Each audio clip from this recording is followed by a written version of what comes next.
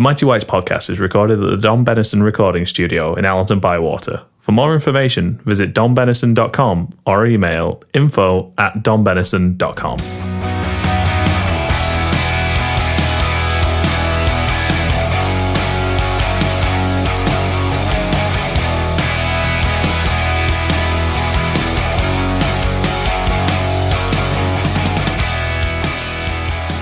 Hi and welcome to episode 13 of the Mighty Whites podcast. As usual, I'm Jack, I'm joined by Connie. Hello. And Casey.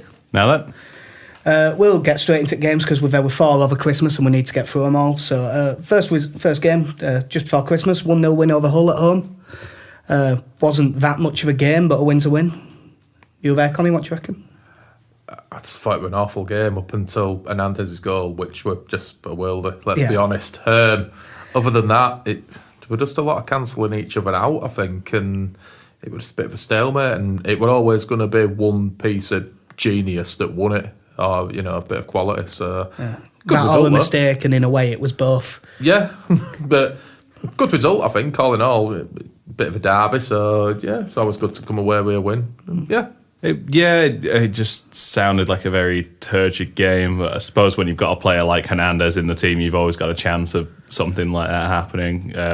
As again, with the Burton game as well, he really doesn't have to be involved in the game in any way at all. And he can just have that one moment where he can kind of flick a switch and go, right, boys, don't worry, I've got this. And he will save us at times. And that's the one thing he really does give you, especially in that number 10 role. I think between the three of us, we'd all agree Saiz is the first choice that we all want to see there. But Hernandez does have a role to play there as well, especially if we start rotating further on in the season. You look at maybe bringing someone like Dallas in, who put in a bit more of a shift down the wing. And you can always move Hernandez inside if we need to rest Saiz again at any point. Well, I think it's come up about with Saiz. He hasn't been featuring as much last few games. I do genuinely think it's just down to maybe a bit of rotation, giving him a bit of a break. Because, to be fair to him, as good as he's been... I mean, they said it was a calf strain, didn't they? And how serious the strain was, but if you don't want to take any chances with him. No, especially when you're playing that amount of games in such a short period of time. If we've got Pablo Hernandez that can step into that role, and he's performed pretty well, to be fair to him. So, it's like we said at the start of the season, it's something that we hadn't had in past, even last season, as good as we were. If we got injuries or, people started to look jaded, we didn't have that other option there, of similar quality anyway. No. But, the goal was a brilliant finish. It was a bit weird for me. It'll have been fine for you because you were side on. Yeah. But I was in the cop at the opposite end, and when he hit it, from that position, that ball looked like it was going about 6 yards over there. And you could tell it was a chip, but it looked like he'd massively overhit it. And everyone around me, including me, all went, "Oh, yeah!" It looked for world like it had missed. But to be honest, in a way, I think his goal against Burton might have been a better one. Yeah. Definitely. So 2-1 win away at Burton. I thought we'd still had enough chances, but I didn't think we were very good in first half. We weren't that great for the whole 90 minutes, but we did enough. We all watched it in pub, didn't we? And first half, it wasn't even bad. It was just a bit sloppy and it was just abject. It's all you can say about it. It was just. I think Roof had a fairly early chance, but that was about it. Yeah. One that he chested down and put wide at far post. Yeah. We didn't really create a whole lot, but without, like you say, we seem to have a decent amount of possession. But that's the case for these two, and to an extent to the Birmingham game as well, which I think says a lot about how much we do miss Saiz when he's not playing. Yeah, definitely. The level of creativity in the side did go down, even though Hernandez did. But you can't complain. He was playing at number 10. He scored 2 in 2. Yeah, can't complain with him. But I just think the overall standard of play dropped a little bit. I think even though we want it as best against Burton, you always had that sense that we could do what we did end up doing to get the 2 goals. That if we wanted to turn it up a notch, we could and would, and was capable of doing it whenever we wanted. Yeah, the Hernandez's free kick. It was quite funny actually, because in the pub when they were lining up doing the stupid little mini walls and all of that stuff, Connie was going, what the fuck are they doing here? And then he put it straight in corner. And it has to be said, even without all of that, it was so in corner, I don't think he'd have saved it anyway. It were right free kick. No, the issue I've got with it, it worked, fair point, but you just know we're going to get caught offside with that. More times than we're going to score. You can, It don't bother me. I think Gianni Ville's, I think he's made more of a difference to his crosses from free kicks and stuff like that, and his corners. I think we look a lot more dangerous there. I think he's made a big difference defensively and all. I know the attacking side of it's being highlighted more at the moment because we've started getting a few more goals again from set pieces in attacking sense, but defending corners and balls into the box, I've noticed definitely an improvement on it, 100%. I think the thing that we are missing out on here as well is the punishment for Stephen Bywater for yanking down Eunan O'Kane's shorts. Yeah. A bizarre tactic. Yeah, that was a new one on me. I can't swear that I've never seen it happen, but I don't think I have. It's sort of thing you'd have expected I think to see. Gaza might have done it once, actually. I was just going to say, it's sort of thing you'd expect to see like Vinnie Jones doing, or a Gaza or something like that, and not Stephen Bywater. No. I think you said, Jack, it was his third yellow card of the season. Yeah, it said third yellow of the season when he got it. For a goalkeeper, that's impressive at Christmas. I don't think they've been winning enough in late games for the other two to just be for time wasting. Is he yanking down shorts in other games? It's just his tactic now. Well, we'll leave that there.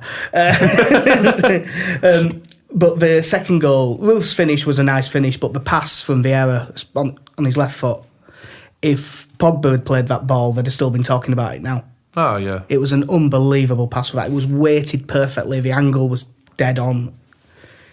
When you watch it from side on, it's just such a nice pass. It just curls it in perfectly behind the defender for Ruth to run onto. Well, it didn't. You always know it didn't even break stride.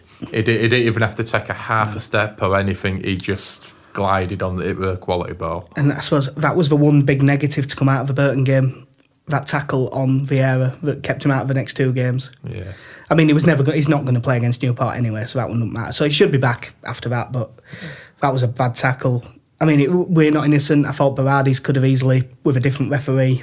I said to you, I like Berardi, and I played in defence, but Berardi should have walked. Yeah, I think awful. If that had been the other way around, we'd have been the one thing with the consistency. It's the thing that got me, and I think it was one of you I said it to, definitely. I says, the issue I've got with someone making a tackle like that is when you miss it and you tackle the ball and you win the ball even with your arse. Yeah. Yeah. And your arse lands on top of the ball. That's when I have an issue with it. You're very high if that happens. If that had been the other way around, we'd have been going spared over it. There's just no need for I think both tackles, the one on Vieira and Berardi's, were probably both red cards. Yeah. But us missing Vieira resulted in... Well, and in this game, O'Kane as well, resulted in us going to Birmingham and getting beat 1-0. I mean, it was shit, wasn't it, really? There's no way around it. This was the first game that... And I'm genuinely not going to bother doing it again because it stopped working after about 45 minutes. But I did the whole false VPN thing and paid for it for LUTV. And I watched the first half. Second half, it stopped working, so I found someone periscoping the game. People who are listening probably know who it was, but I won't out them. But yeah, we were terrible. But the main issue was we lost the midfield battle so badly. And there is not a hope in hell, I'm afraid. Connie Shaughnessy is not a midfielder. There's a centre half. I know he might have played there for years growing up, and he might have been thought of as one when he first came. But what he is a decent passer of a ball for a centre back. Yeah. He is not at the central midfield level of keeping possession. His frame and everything dictates that he shouldn't be a good central midfielder. It's a bit of a beanpole, isn't it, to be honest with him. Yeah. It is. To me, if you're going to play in centre midfield, you need to have a little bit about you. You need to be, willing to, a bit like Vieira, a bit stocky, have a bit of something about you, get stuck in. And Conor Shaughnessy does it in a different way. When he's played centre half, I've not had an issue with him. Oh no, I rate him at centre half from what I've seen of him, to be honest. I think Jack, you said it was the Barnsley game when he came on in centre midfield. I think you said he's been he looks like a player who used to play central midfield but has now been training for a long time as a central defender. And I think that's word for word what I put in his player ratings for that, and it goes double for this because he started. I was willing to give him a chance for this because I thought, well, coming on as sub, sometimes the pace, you can't get pace of a game or something. But this one, he just went there. It seems such an odd selection to make for... don't get me wrong, I know we kind of looked at... We looked at all 4 games and kind of believed we could win all 4 of them, but with the way Phillips is, and I'm going to make a bit of an odd comparison, he's a bit like Johnny House, and he can be anonymous at times, but then he can just turn up and he'll bang in a few goals and lay a few on.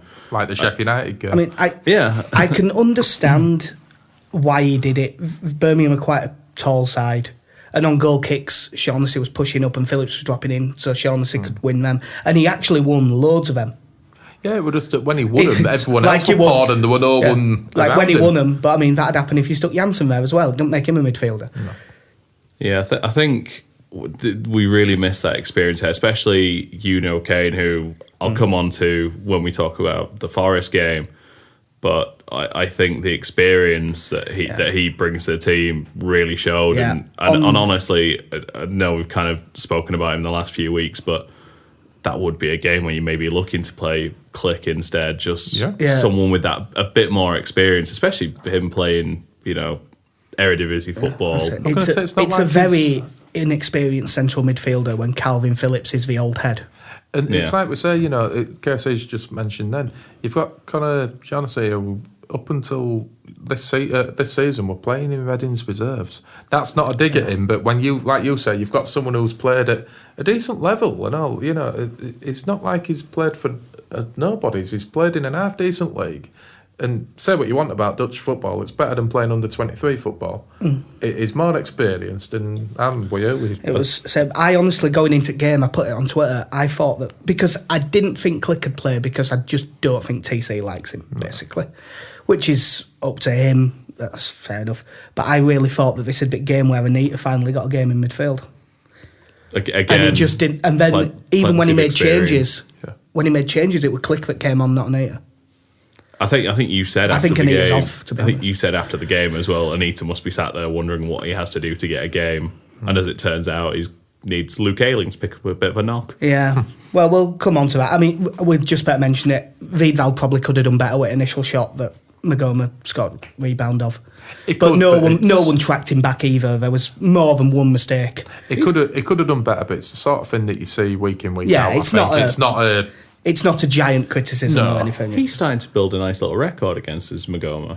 I'm pretty sure. I think it's either his second or third against us now. It's because he's pissed off because he failed that trial at Leeds. Yeah, couldn't years ago. Wasn't good enough for us in League One. Yeah, but yeah. Speaking of Anita actually getting a game because of Ayling's injury, Leeds 0, Forest 0. I should have mentioned we all got 2 points for the whole game. We all had a win back long score. Same for Burton Albion. And we all got nothing for the Birmingham game because we all had us winning. Should have mentioned that. But yeah, this was... Christensen said it was like the opposite of the whole match, and I agree with him, to be honest. Like the whole match, we didn't play particularly well and we were second best for a few bits of it and we won. This one, we were better side all game and didn't win. We weren't great by any stretch, but like Lasogga had a decent chance and Andes had a slightly better chance than that, and Roof's chance was a one you've got to score at this level. So it was a bit of a frustrating one, but it could have been worse. KC finally able to actually get to a game. Yes, first game of the season. I'll probably squeeze in like 2 more and then I'm gone again. But it was good, and took my girlfriend to a Leeds game for the first time. She enjoyed it, and then I had to let her know that if we got season tickets, it probably wouldn't be in the Bremner suite. So she's only going to be disappointed from here on in, if she's not already by me. But yeah, outside of the score, she enjoyed it. It was a half decent game. It was a bit flat, I thought. To be honest, everyone was flat, including the crowd, but I suppose 50% of them will have been out on piss the night before and were a bit hungover and stuff. So I think that happens every New Year's Day game, to be honest. Well, I said the Middlesbrough one even, and that is one that springs to my mind when me and you went. Yeah. It was just flat. I just think New Year's Day games were a bit like that. I don't remember us in recent history, and it could just be maybe even last season, but I don't remember us winning a game recently on New Year's Day. No. The game itself, though, it's one of the old things that you'll always say. We'll play worse than that and win. Oh, definitely. Yeah. Well, we did against Hull. Well, we did against. To be honest, I think we probably did against Burton because Burton are a much worse side. Yeah, that's the point. Yeah. It was. I really enjoyed because this is the first time. Obviously, I've got to see a few of the players in person playing. Obviously, just sheer talent. Sai stood out head and shoulders above the rest. Him. I thought the three that stood out for us, Size was, and I thought Janssen and Cooper both had good games as well. Yeah. Like that tackle that Cooper made. Yeah, the right-footed one stretching round was terrifying when you see him first going in for it. Yeah, but he absolutely nailed it. It was an unbelievable challenge with it. I thought I said to you after the game. I thought for them, and I know he's my boy, but I thought Liam Bridcut had a decent game for them because I thought the way we played straight into their hands. I thought Bridcut was their best. Very central. He was able to make a lot of tackles and break up play. It's a shame how it went for Bridcut at Leeds because I liked him, but it just got it was really. It was really second half of last season, wasn't it? It was just terrible. I mean, it's the fact he's captain as well. Because if you look, you look at the just talking about how Anita can't get in the team. We're playing Shaughnessy. You can't afford to have someone who has been the captain all of a sudden can't even get near the starting lineup. It's a similar sort of scenario as what we had with Sol Bamba. Yeah, once they drop down. Yeah, you've kind of got to call it quits, haven't you? They were always going to get a bounce as well because they sacked Matt Warburton like the day before the game, didn't they?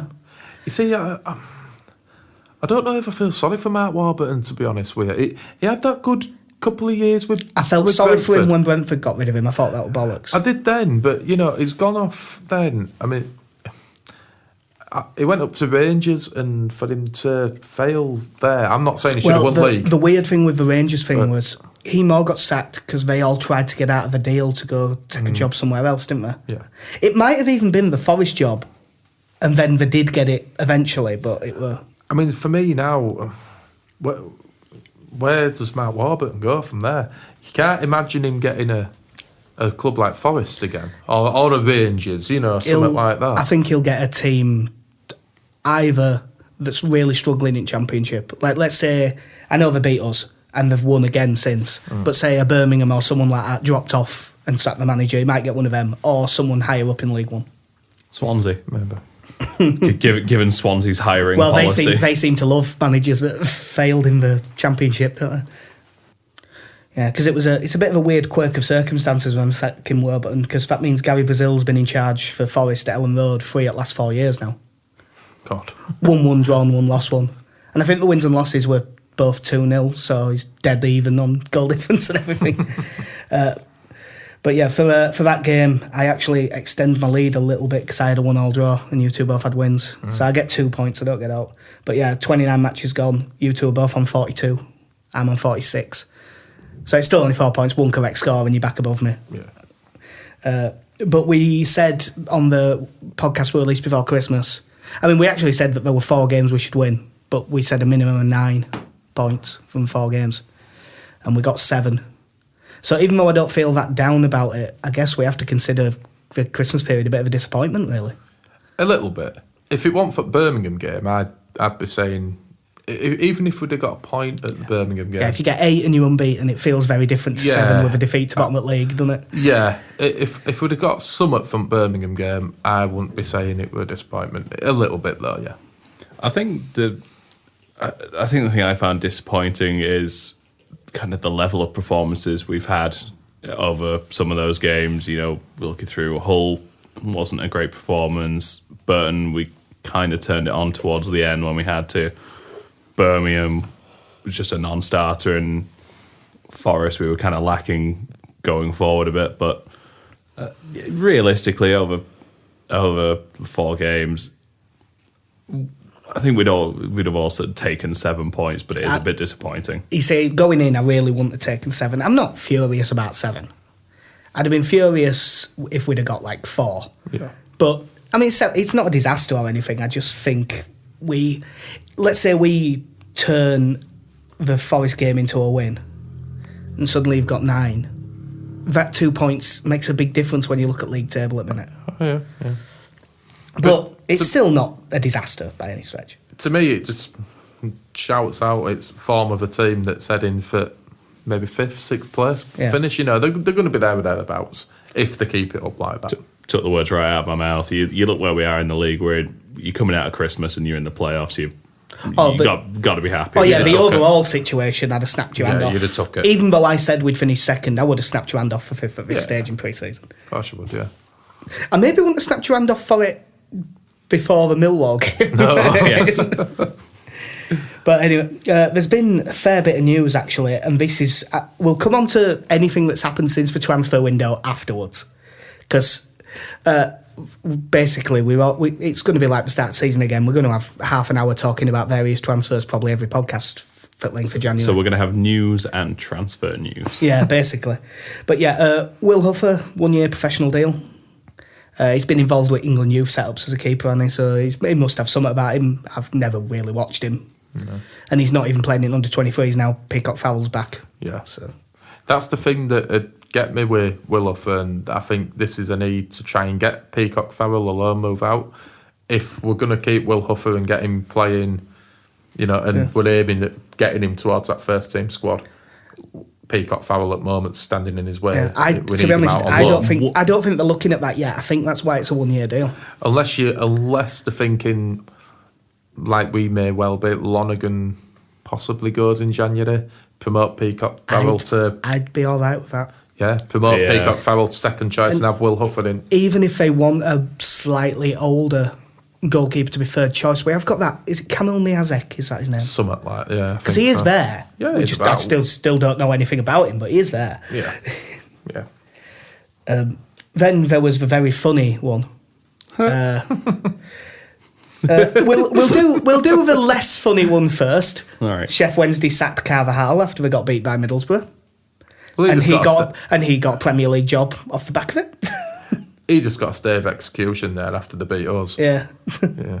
They've been furious at him all week, haven't they? He's well backed by their chairman the day before. Yeah, that was the proper stereotype of the dreaded vote of confidence, wasn't it? No, he's the man, and then the next day...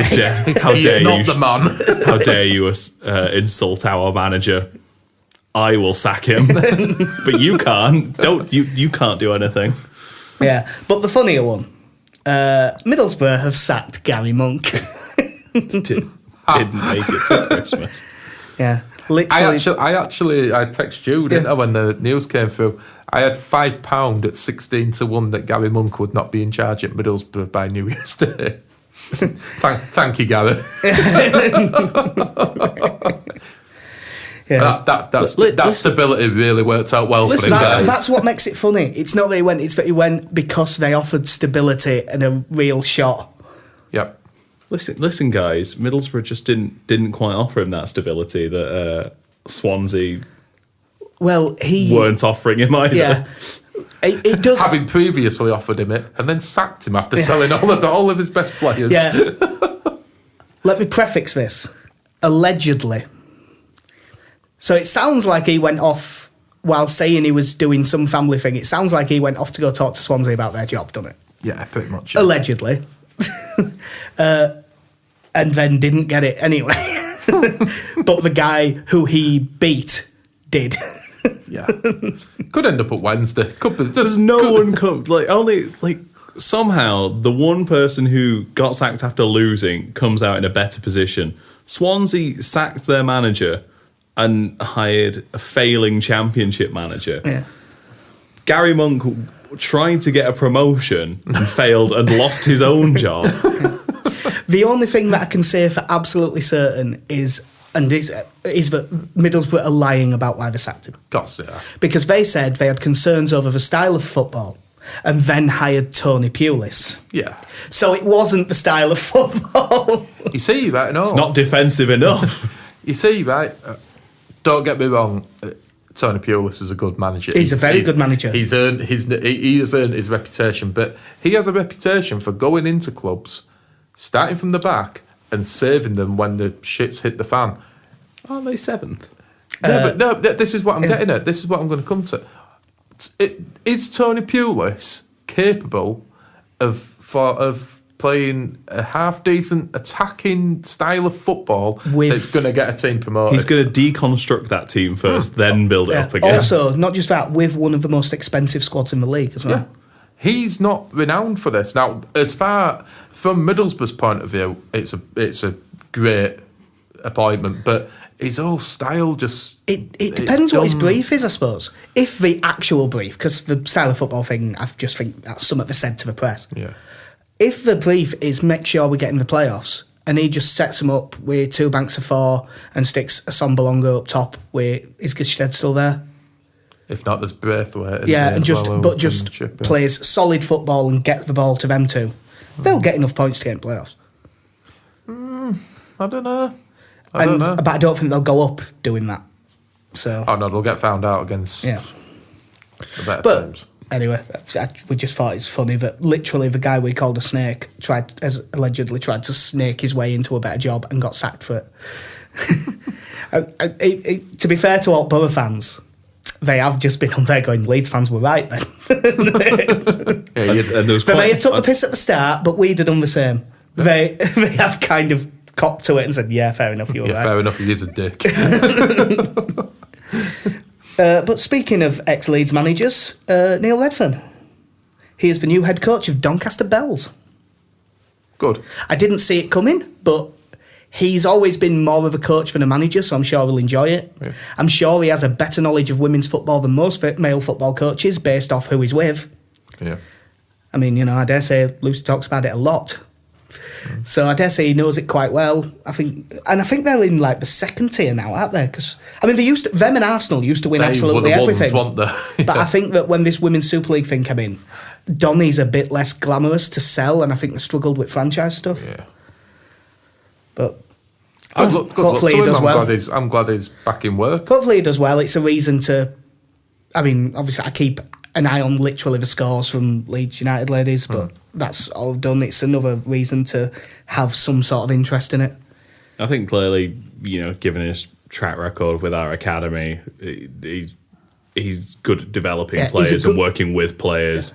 And I think any club that takes him on in some capacity, I think you're probably going to get a good job out of him. Yeah, I suppose for them, it has to be considered a bit of a coup.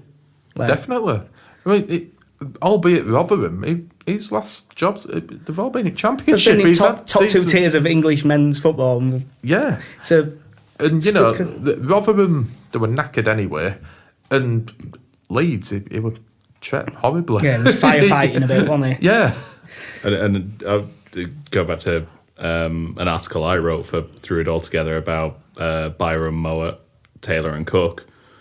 Of those 4 who 3 of them don't really play now, and Mowat's in League One, who got the best out of them? Yeah. That's the main example of that's Mowat.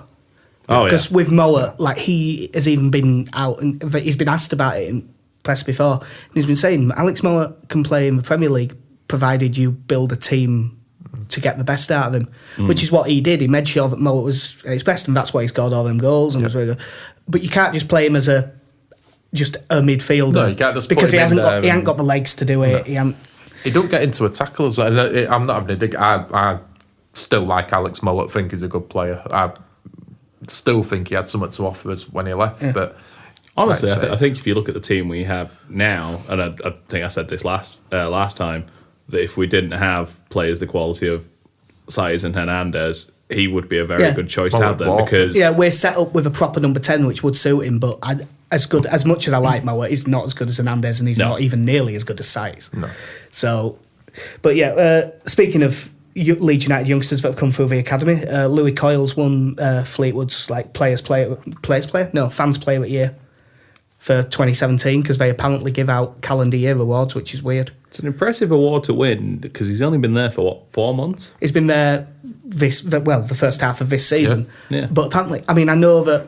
He won an absolute boatload of man of match awards. There's a theory that I have that Leeds fans were voting him that, because he can't have won that many in a row from right back. No. But he won like 6 or 7 or something. But they do all rave about him. And because, I mean, if he was a left back, I'd be saying he needs to be back tomorrow. But even if he comes back, he's when everyone's fit, he's still not going to get in over Ayling. So give him till end of season and then have a proper look next year. Yeah. And see what he does. But he's done well. And then this one, which isn't Leeds, but it's just weird, and I thought I'd bring it up. And Chef Wednesday again. They've hired Katrina Mira as chief exec after she's run Charlton into the bastarding ground. Yeah, Charlton, this is a club that will run properly, always on the brink of Europe. Granted, they always did a Leeds and bottled it. They dropped off a bit from then when they bought them, Yeah. but they were solid enough in Championship, weren't they? They were always in that top half at Championship, top 10 in Championship. And you look at it now, and Charlton's one of them clubs where I don't think anyone would ever turn round unless you're a Millwall fan and say, I hate Charlton. Yeah, I bet really don't like Millwall Charlton. and Palace It's the and new everyone. Blackpool, is what it is. You know, you look at the way Blackpool had been run for years, and now you see the state that Charlton are in when they're getting sent letters basically say anyone speaking ill of the club on Twitter will be banned from the ground. Yeah, banned from the ground and we'll get rid of your season ticket. It's ludicrous. Like, It's the most I find it absolutely amazing that that's even close to being a it's thing. such a shame just because you go back to when Kirbishley, who had been there since was it 95, something like that. He bought him up from old second division. I mean, Lee Boyer played under him at Charlton before he joined signed him us. in 96. We signed him. So, 94, 95, yeah. So he took them up with a very unfashionable team, introduced the world to the likes of Paul Konchesky. And Sasa Ilic. Yeah, exactly.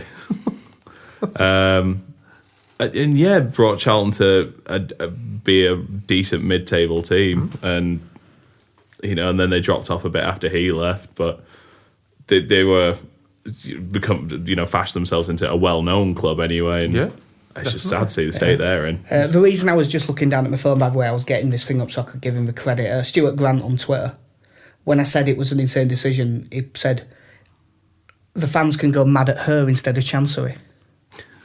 Yeah. Well, it's Chancery, isn't it? Chancery, yeah. But basically, it got me thinking, and I did say this to him. I said, what if it looks like Chef Wednesday aren't going to pull out this year. Nah. If it turns out that there's no money to spend next year, wouldn't be a bad idea to have someone who everyone in football already hates there to take the flak for you all season. Oh, yeah. So that could be the reason. Mm-hmm. It didn't occur to me until he said it on Twitter, but I went, actually. Well, you think now, I mean, Derby did it, Chef Wednesday have done it for the last few years, they've spent a lot of money. You think Derby, you go back 3-4 years, and the Chef money Wednesday's, Derby were throwing Chef at Wednesday, when you think when they started spending the money, and FFP's calculated over 3 years. Yep. Just make sure, if he's took a look at it now and thought, this ain't happening this year, they're going to have to rein it in. Yeah. So, it's a could good well point. be that. Yeah. But anyway, all of that happened, and then the transfer window opened. Yes. I don't know, just before we start on this, I don't know if you guys have seen anything of Sky Sports News now. On the little yellow clock that's counting down till the end of time. They've got the milliseconds. There's 30.51 seconds of the transfer window. Oh, God. The thing that annoyed me with it is that they started their countdown to the end of the transfer window on Sky Sports News before it opened. It's been on since Christmas Day or something. But the first one, and this moved quite quickly, but I wrote a thing the day before we signed him for it all together, talking about all these links coming out of Finland. And when I was looking it up, I realised there'd actually been some in September as well. But Aapo Halme is how I'm guessing you pronounce it. 19-year-old centre-back, 6'4". We've signed him from HJK Helsinki for... Leeds said it's undisclosed, but all the Finnish media is saying it's about £500,000, and they were right about everything else. So I'm going to assume that they were. He seems quite highly rated. He's played a decent amount in their team. I know it's not much of a standard, but they did win league by 20 points with a plus 60-odd goal difference. That probably meant he played a bit in Europe as well. He's played some. It's like Paul Huntington. The things that I found were, because when I was looking for stuff... is that him? He's the new Paul Huntington. Yes. Or the new Lubo. In fact, probably Lubo because he's tall and a bit wiry. Yeah. When I found a lot of tweets about him that just translated on the in Twitter thing. He seems pretty highly rated. There was one guy who was doing like his under-20 Scandinavian 11.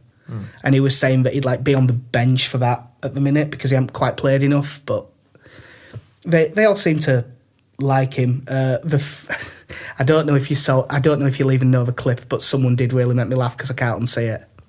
Can you remember that clip of that teenage lass sat in her mum's car? Going, I'm in my mum's car, broom, broom. And it's this teenage girl, and Aapo Halme is the fucking spit of her. So he's off to a good start there. like someone just posted a side-by-side picture. Oh God, it just absolutely killed me. Also, given that we seemingly have some money readily available, I don't mind just spending 500 grand on a player to, if at least there seems to be some potential about them, it's worth a punt at 500 grand. The club specified when they announced him that he's going into the under-23s, but they did say with a view to moving up to the first team in the coming months. And the Helsinki season will have finished like end of October. Something like that. So it won't be match fit. It'd need to do that anyway. Yeah. When Helsinki signed him, although again it's a totally different standard, he got put in they're paid for reserves because they've got proper B teams. I think he played for about 3 months and got called up to the first team when he was 17 and was used from then on, really. He's played for under-17s and under-19s for Finland loads, and he's in under-21 squads now. Really? So he appears to have something about him. We won't know till we see him, but... The only thing that'd be interesting to see now with him coming in is, obviously there was kind of a few links to us signing Pennington at the end of the season now. With him arriving, that if you include Shaughnessy in there, that puts it at 5 centre-backs now. I think a lot of that Pennington stuff, I don't think we'll know till end of season, because I don't think Allardyce will know till end of season. No. Well, I don't know if he'll decide whether he wants to keep him or not. And for us and all, it depends how much it's going to be. If it's going to be much more than $1 million, I'd walk away. No, because I think he will get better, but because of how well Liam Cooper's done, it's kind of changed everything. Yeah, he's thrown a spanner in works. I think we all said being Janssen really and good. Pennington. Yeah, and he's just been great. So, Yeah. But yeah, the other one, it's still not finally officially done because his medical's next week. But Leeds have done a post saying welcome Yosuke and stuff. Yeah. So Yosuke Deguchi is done, which is also about £500,000, which for what I've read about him and how highly he's rated, appears to be absolutely sod all. That does seem to be a bargain. Sounds to be a right deal. Just for that goal. Yeah. the club have said that he's off to Leonessa Yeah. till end of season. Wilson Boy must have been well pleased when that was announced. Well, we'll come back to him in a minute. But yeah, then the other part of it that was weird the other day, Leeds have made that partnership with the Aspire Academy in Qatar official, which isn't surprising. One, we've already had dealings with clubs involved with them, like Leonessa, and Ivan Bravo's on our board, runs it, and it's his thing. They're partnered with Leonessa, and also KAS Eupen in Belgium. Just remember that name because I might come back to it in a minute. Right. But it's Pete from Throw It All Together said something, and it is true. From a football point of view, yeah, all great. I'd get his worries. Qatar government and stuff is not something you really want to be involved with. It's fair to say the human rights record isn't fantastic. Like, you know, iffy. Let's call it iffy. Getting people into work, including footballers, and immediately stealing the passport from them so they can't leave the country. And like the number of people that have died building those stadiums, it's...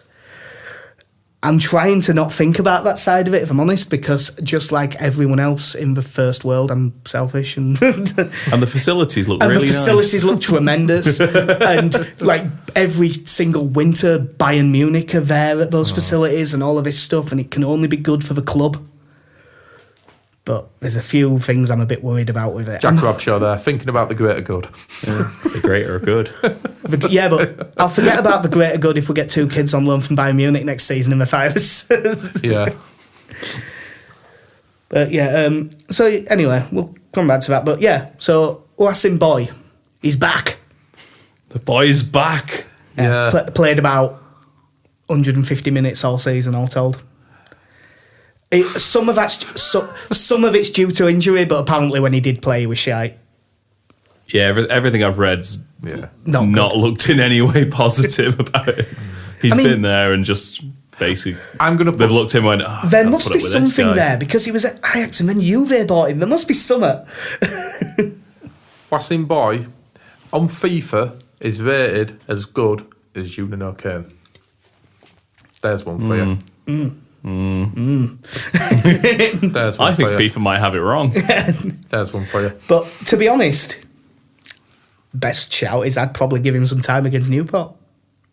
It's the only way we're going to find out. See what he's like. But we'll come back to it. But it was a weird thing. It all happened very quickly because Tyler Denton is also back. Came back from Port Vale for family reasons. So first of all, hopefully it's nothing serious.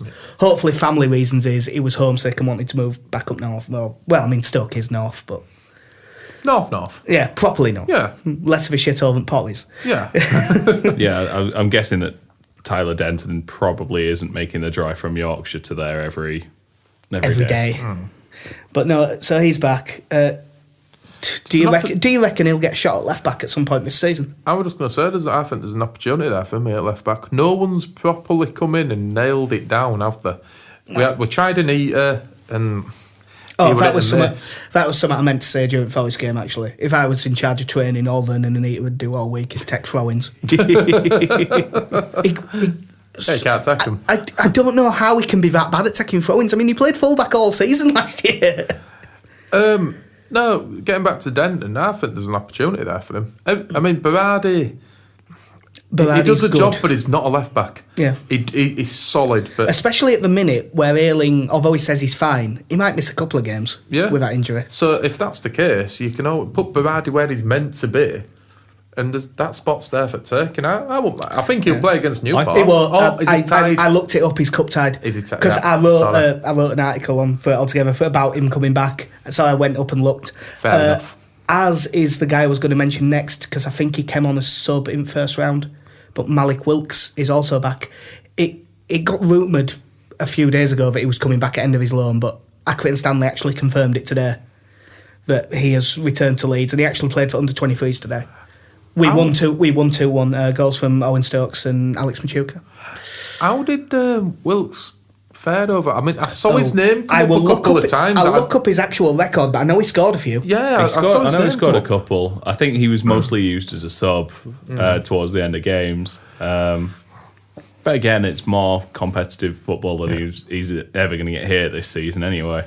Yeah, playing in League 2 is better than playing under 23s football. Again, he's another one, especially when you've got someone like, in our under 23s now, we've got quite a few options for different positions where if you've got like Wilkes and Tmeneshkov, you'd probably want to get at least one of them out on loan. Yeah, definitely. I've just looked it up. He got 5 goals in all comps, but he only actually started 7 games. Can't really argue that, can you? No. How many appearances did he? Oh, he made like 16 off the bench. He has been playing every week. He just hasn't been starting. That's not bad then. And how old is he? 18, 19?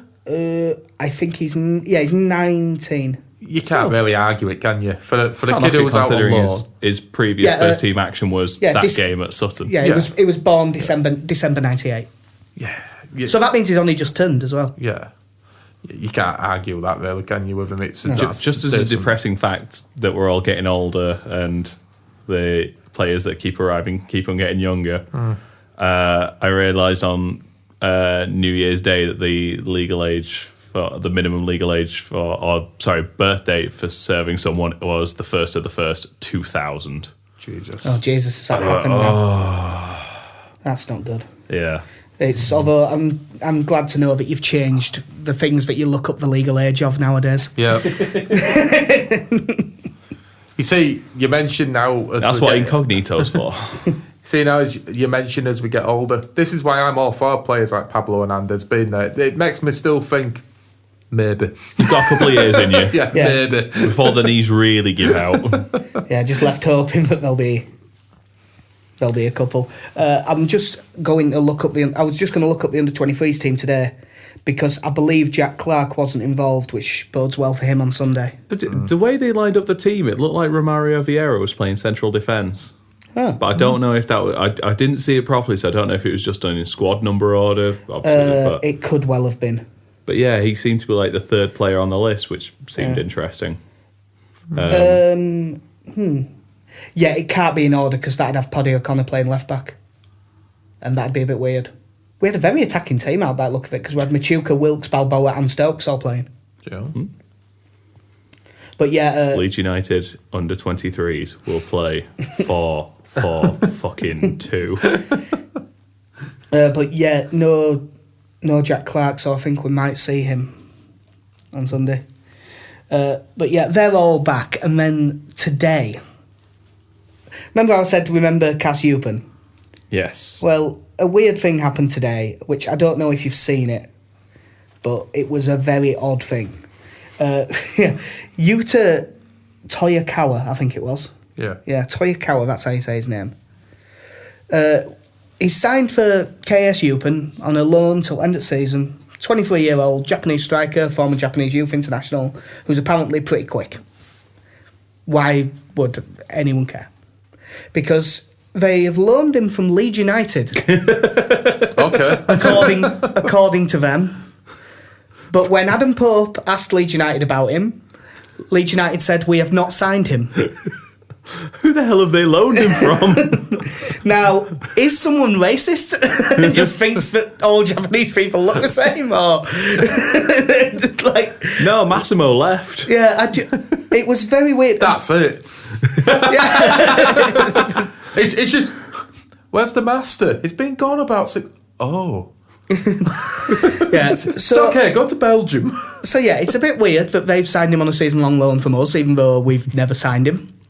What I assume actually has happened is that we were announcing it next week, and we've already sorted out his loan move, and they've jumped the gun and announced it straight away, and it'll get announced next week. Is what I think will probably happen. But it was very strange. Loaning players we don't own. Yeah. That is impressive. Yeah.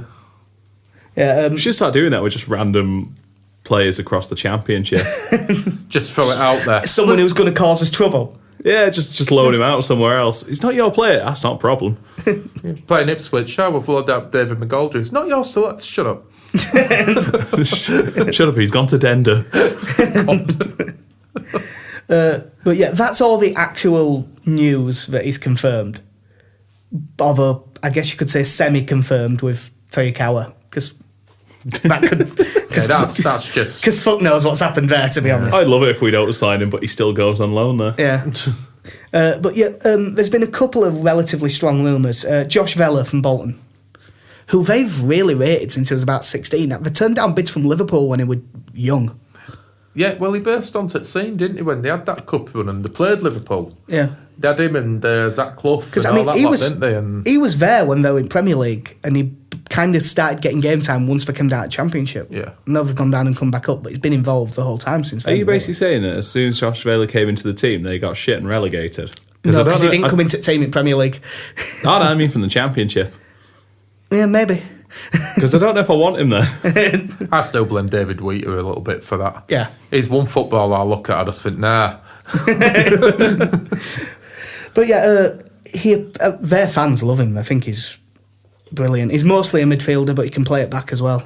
And their fans have been saying for a while that they think he'll go because they're financially knackered. Yeah. Still, even though they've done well to get back up to Championship, they're still knackered. They think he's off. They think Medin's off as well. But they reckon it might be about £3.5 million. I haven't seen enough of him really to say that whether that's too much or not. It sounds like a lot. To be honest, if looking... Especially when we've got so many midfielders already. That's it, he's another midfielder, and I just think if it is rumoured and it's right that it's £3.5 million, spend it on a striker. That's someone else who's going to get the team ahead of Click, though. Yeah. I think Click's going in January. It'll probably be on loan with him only being here half a season and then someone permanent at end of season. But I just feel, even if you take out the amount of depth we have at central midfield, we have your three first choice players in there anyway, of Phillips, Vieira and O'Kane. Yep. And unless you are improving on that, I just don't think there's any sense signing him. He's 24 now. He might improve a little bit. But realistically, I can't see him breaking that. No, if you were turning around, if you were turning around saying he was 19, I'd be saying, yeah, maybe. But like KC said, now you're getting in towards your prime now, aren't you? Your mid-20s. Do we look at him and think, have we heard out to suggest that it'd be better than Vieira, who's younger, Phillips, who's younger, and O'Kane, who's established at and this O'Kane's not old, is he? He's like 28. I think he's 27, 28. Yeah. All three of them probably have more championship experience than he does at this point. As I say, the Bolton fans do really rate him. From what I've heard, he is a good player, but I don't. If it's $3.5 million, it seems a bit heavy. The thing that really set it off was apparently last night, Josh Vella liked a tweet that said he was off to Leeds. And I mean, it had been rumoured for a couple of months, but he liked that, and that appears to be the modern version of I saw player X having dinner with chief executive of Club Y. Hey, Club Y would be a good move for him, actually. Yeah. Isn't that Yeovil? Oh, that's probably not a good move. No, it's probably a bad move. And then this one that I saw today and appears to have picked up a bit of steam. It went up in the Belgian press and got picked up by the Express when the Aapo Halme one got picked up by the Express first as well. Laurens de Bock from Club Brugge, who, thing of all things, is a left back. He's only 25 and he's played like 150 games for them, but he's dropped at bench a bit this season because they've switched to a 3-5-2. He's played some games at left mid, but apparently he's not as great. He's not quite enough going forward to play as a winger. Again, like we've said about others, he'll have played in Europe a decent amount. Yeah. Club Brugge as well. Look, allow me to get my phone out again because someone else sent us some good stuff. I mean, while Jack does that, I just have to have a self-indulgent moment of just saying he plays for Club Brugge. It's in Belgium. Eric Klein. This is a podcast sent this thing saying, well, first of all, he said, with Artle in charge of transfers, you might need to do 2 podcasts a week. Probably will be 1 a week through January. Yeah. But he said that one at games when they were in Champions League, Bruges were 2-0 up against. They were 2-0 up in their game, took him off on 58 minutes, and then they immediately conceded 3 goals in the next 15. And he'd been really good in that game. So one person has seen him more than us. And that's not loads, but it's more than we've got. But no, he appears really highly rated. The main thing that I read with him was that they bought him like 3 years ago for about £3 million, but that the deal, if we get him, will be less than that. It didn't say how much less, but it said the story over there says we've agreed personal terms with him, but we haven't yet agreed the fee. Which, although that's technically illegal, does happen all the time. So I still think, don't get me wrong, it's more of a priority to sort out than midfield. Yeah. But I still think strikers are priority. We've got options at left back. Anita, and I know there's question marks over him and Cameron Borthwick-Jackson, but provided, if Borthwick-Jackson's going to go back to Scum. Which I think is likely, even if we don't sign he a left has back. fallen off the face of the earth as Borthwick-Jackson. over TC recent said he's weeks. definitely playing against Newport, but there's been stuff saying he's going to Reading. You imagine as well, like, if just on the off chance that I can't remember what Reading are doing this season, but They're not great. No. if they're going to use him as a first choice left back, they're probably going to prefer him not to be cup tied. Yeah. Quite possibly. Well, I'll tell you what, that's one thing that we'll know. If he doesn't play against Newport after Christensen, although I know he lies about people's availability all the time, which he can, it's fine. But he said he will definitely play against Newport. If he doesn't play against Newport, then he's off on Monday. I still think it was Christensen who put that post on Luke Ayling's Instagram saying he was fine. Yeah. He's actually broke his leg. Yes. So we think it's the end of Borthwick-Jackson. Do we think that we could see the end of Vernon and Eater in January? Not in January, in summer, yeah. It wouldn't surprise you. I mean, he must be on a decent wage sitting there not doing a whole lot. I would have thought that he will be... I would have thought he'd be in his top, 6, 7 paid players? Lasogga's the highest paid. Lasogga's highest paid, but we're only paying a fraction of it, so... I'd say he'll be in a smaller bracket than that, Vernon and Eater. Yeah. I mean, who do you think would... I mean, apparently we're paying Lasogga about 15 to 20 of his. Yeah. So he'll be up there. Janssen. But I bet Janssen's new contract is. It wouldn't shock me if that's over 20, to be honest. Yeah, that'll be decent money. But you'd put Anita at a minimum of 12 and probably more. You think what? Solid 15. I mean, he'll have been. They signed him in Premier League, did Newcastle. He'll have been on shitload there. Yeah. He'll have took a big cut to come to us, but I still think he'll be in the top 3. Yeah. Easily. I mean, Hernandez, I don't know what he'll be on. I don't think he'll be mega money, but I think he'll be on a par to Anita. Decent money. It will. That's why. He'll be on a par with Anita. That's why, despite him being good this season, I don't think Hernandez will be here next season. No. His contract's up at end of year. He's getting on a bit, and I think he'll be on big money. And size is the man. Yeah. So and there'll be no ill will, but I think this will be it for him. End of the day, he'll have had 2 good years with us. Yeah. Good luck to him. I feel, and I imagine he will probably play against Newport, because I think Luke Ayling might actually get a rest. Well, he better do. I mean, he's literally injured, and even if he wasn't, I wouldn't want him playing. But he, like we said with the Birmingham game, it just seems like there's certain times when, especially when we had 2 of our first choice central midfielders unavailable, and Shaughnessy, who had made 1 brief sub appearance there, jumped in ahead of him.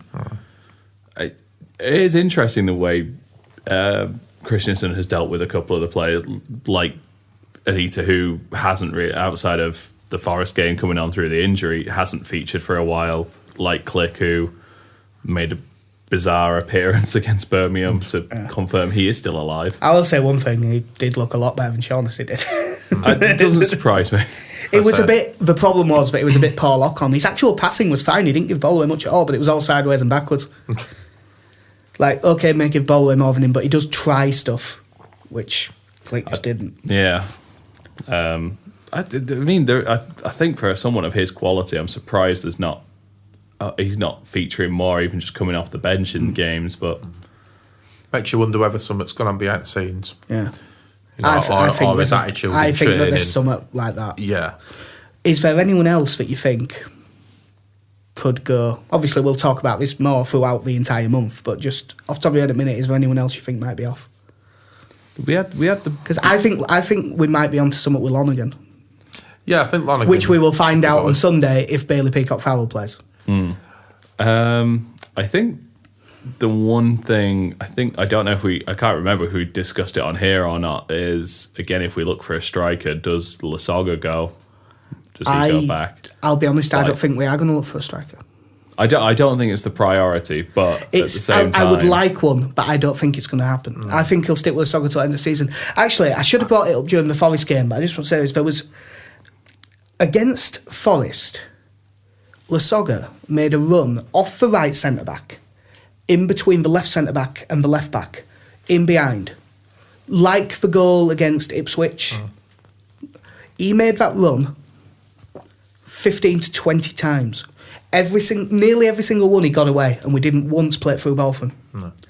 So on that game, I mean, I'm not going to pretend he had a good game. He didn't. He had a very average game. But the level of movement was a big step up from before his injury. Yeah. And I kept watching him thinking, if we play these balls through, if you give him 3 chances, the one thing he's got is finishing, he'll take one of them. Yeah. I'm not his biggest fan by any means, but I think he's a better player than he's getting credit for. I think it's motivation with him at times, and I do think maybe having a spell out of the team might have done him some good. Did I tell you who he reminds me of? Viduka. It's not as good.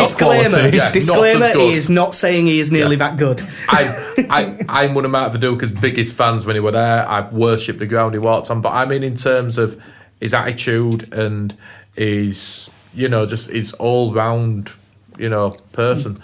I think sometimes he needs an arm around him, and when he is good, he's a class above. But he just doesn't do it enough. Oh no, he doesn't do it enough. Well, that's why he's ended up on loan at Leeds. If he was doing, I mean, it's only a few years ago he was in Germany squad. Yeah.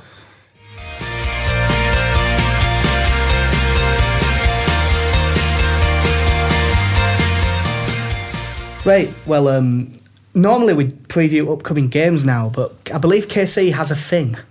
Yeah, I decided to do the Mighty Whites podcast quiz of the year, which involves 3 different sections. Quiz Sorry. of the year. 4 days in seems a bit early. Not this year. Well, I've just gone through alt news. So we should do fine. All the answers are in the material provided. The first section is going to be 10 questions that Jack and Connie will write down the answers to, and we will look at the answers at the end. They are all questions about Leeds United in 2017. We then have a section on signings and sales, where Jack and Connie will answer questions and have the opportunity to steal. And then we will finish with a name the team section, where both Jack and Connie have a life, and their aim is to name players who featured in a Leeds United game from 2017. Is it just starting 11? No, all players involved in that game. Right, cool. Okay, so we will start with the 2017 portion of the quiz. So if you would like to pick up your pens and write down your answers. Question number 1. Charlie Taylor chose not to play for Leeds during the final game of the 2016-17 season against Wigan. Against which team did he make his final appearance for the club? I'm going to be honest, KC. You've got me on this.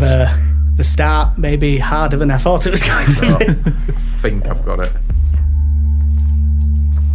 Number 2. Who is the only Leeds player to start every league game so far this season? There you go. Difficulty is kind of going to vary here. Based on whatever you could come up with at the time. Yeah, pretty much. If I saw something on Transfermarkt or Wikipedia, stuck it straight in there. Number 3. Leeds went on a 6-game run without conceding a goal at the start of the season in the league. Which team ended that streak? Number 4. Kemar Roof has scored 10 league goals for Leeds since his arrival. How many of them came in 2017? Number 5.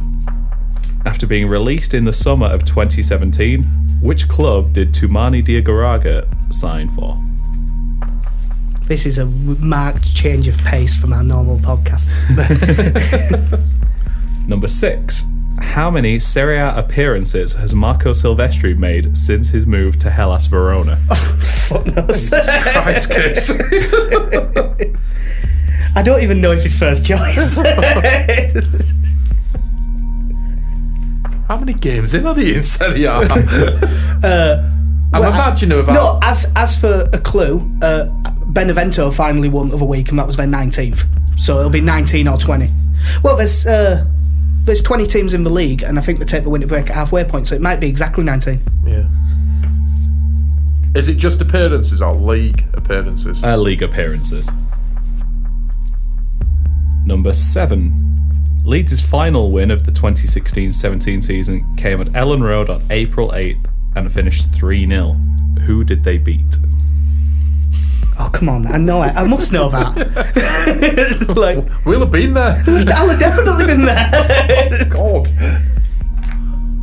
I'll give you guys a moment. No, that's really annoying. I'll go through the questions, then I'll run through them one more time. Yeah, I might come back to that. I'm putting something down, but I'm not 100%. That's all right. Number 8. Against which team did Leeds record their highest attendance of the season so far? That is this season. I will give you the number as well. It was 35 something, but I can't remember which game it was. It is 35,156. Number 9. I'm going to come back to that one. Yeah, Thomas Christiansen's first league game in charge of Leeds came against Bolton Wanderers. Against which club did he manage his first competitive game at Ellen Road? I actually mixed myself up in the question there, so it is just the first competitive game. Ah, so you'd made it a home game instead? Yeah, just the first competitive home game. Oh, Jesus Christ, which way around? Oh. Yeah. I think I'm alright. If you're me, you're naming Notts County. Because I keep thinking we played Notts County early on. And number 10, who did Leeds play in their first pre-season game this summer? I think I know that, actually. It was at Thorpe Arch. Yeah. I will run through the questions again one more time quickly. Yeah. Number 1, Charlie Taylor chose not to play for Leeds during the final game of the 2016-17 season against Wigan. Against which team did he make his final appearance for the club? Number 2, who is the only Leeds player to start every league game so far this season? Number 3, Leeds went on a 6-game run without conceding a goal in the league at the start of the season. Which team ended that streak? Number 4, Kemar Roof has scored 10 league goals for Leeds since his arrival. How many of them came in 2017? Number 5, after being released in the summer of 2017, which club did Toumani Diarra join?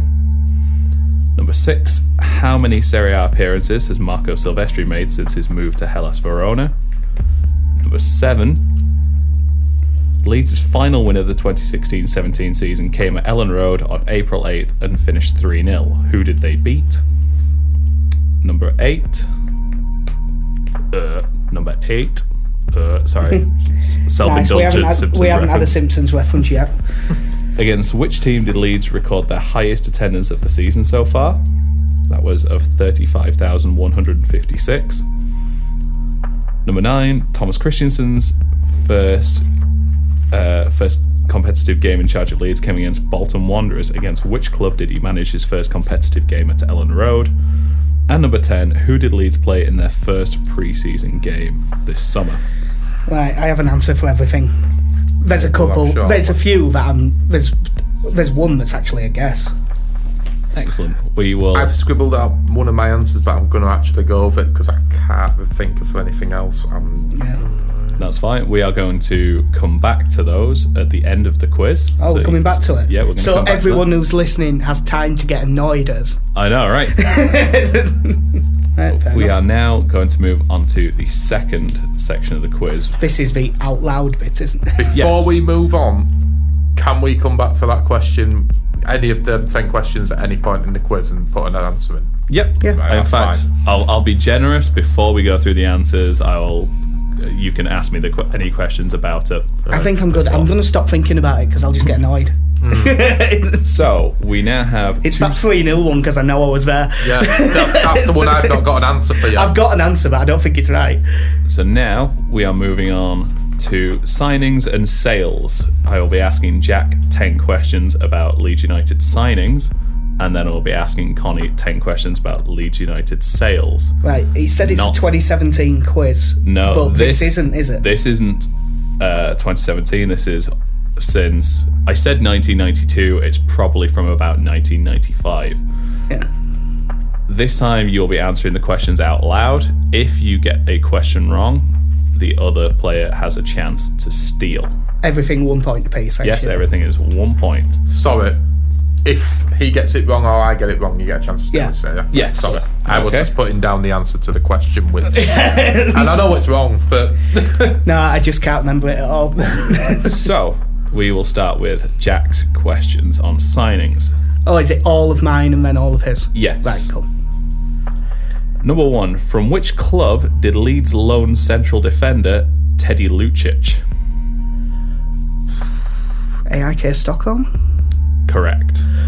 Fuck me, I'm amazed. word. Right, you have no idea how happy I am. Number 2, where did Leeds sign defender Paul Butler from in 2004? Oh, now there's a question, and Connie knows it. I've got it. I really don't know, so it's going to have to be a guess because I can't remember. Hull? No. Connie? Wolves. It is It Wolves. is. Once you said it, I remember seeing him on FM now. Yep. Are you keeping tally of these, by the way? Yeah, I'm Yeah. keeping the scores here, don't worry. Go. With my How can I remember where we got Teddy Lucic and not Paul Butler? Paul Butler was a captain. Number 3, from which Scandinavian side did Leeds sign Eric Bakker from in 1999? Bran. Or did he go to Bran after? He went to Brandt after. I'll pass it over to. Oh shit, I know as well. I think I know anyway. If he don't get this right, don't read it out because I'm pretty sure I know. No. Is it Songdal? It is Songdal. Songdal. Do you know what I had in the I head? had his career the wrong way around. He went to Bran afterwards. The team that I had in my head, and I was thinking as Starbeck.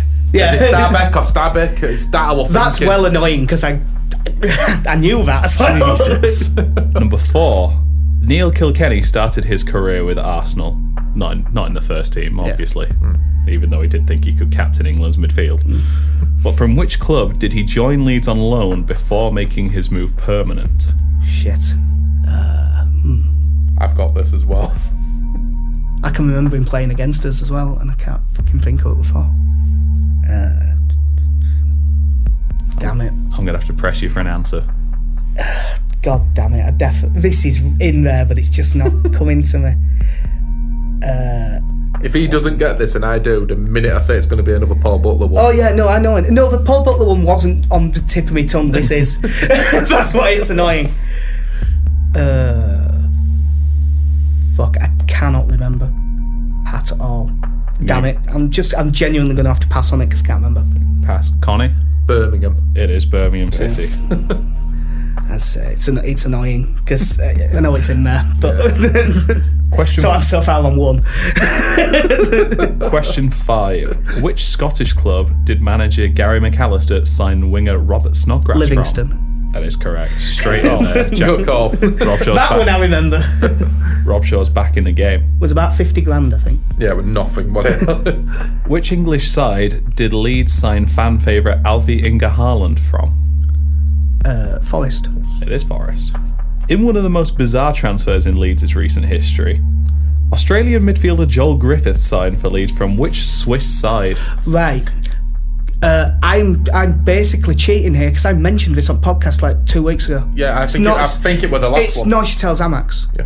It is. But I've mentioned that before, so I've almost got a freebie there. I think it was last week you even mentioned yeah, that. I think it was. Podcast, I think it's when we were talking about his worst 11. I think he came up, possibly, yeah. and I'm sure I said, didn't he sign from Neuchâtel Xamax? I think that is the only reason Joel Griffiths and Neuchâtel Xamax have come up, to be honest. But yeah. Well, I'll take it. Number 8. Gunnar Haller, Richard Jobson, and more recently Matt Smith all joined Leeds from which side? From Oldham Athletic. It is Oldham Athletic. There you go. He's eased into this now. I should be near my mic when I talk. I'm happy now because I've got 5. He's got halfway. 10. I've got half. I'm okay. Number 9. Leeds have signed 2 players from RC Lens. Zumana Kamara joined on loan. Who signed permanently? From Lens. I mean, I've got like 2 names that it could be. Lens, and it was permanent.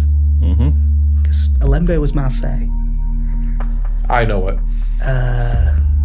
You'll kick yourself if you don't. Was he loan or permanent? No, he was loan as well. I'm trying to think if it was in the invasion where we had all the dealings of Mackay, or whether it's the name that I'm thinking of from another time. I'm going to say Pierre Loren. That is incorrect. Connie?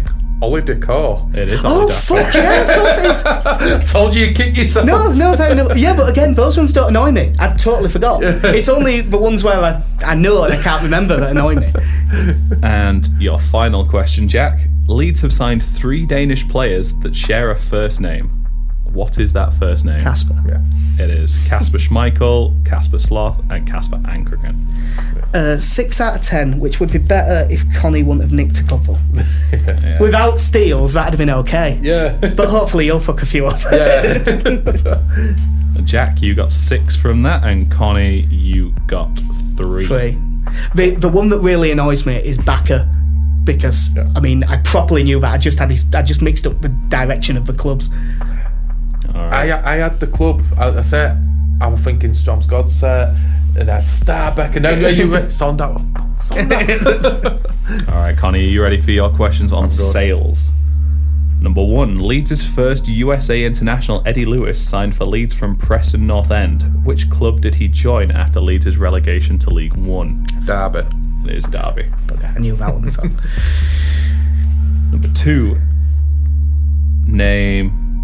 Actually, I think this one's a bit easy, so I'm going to press you for 2 answers on this one. Okay. Name 2 of the 3 players that joined Bradford City in June 1999. Oh, God.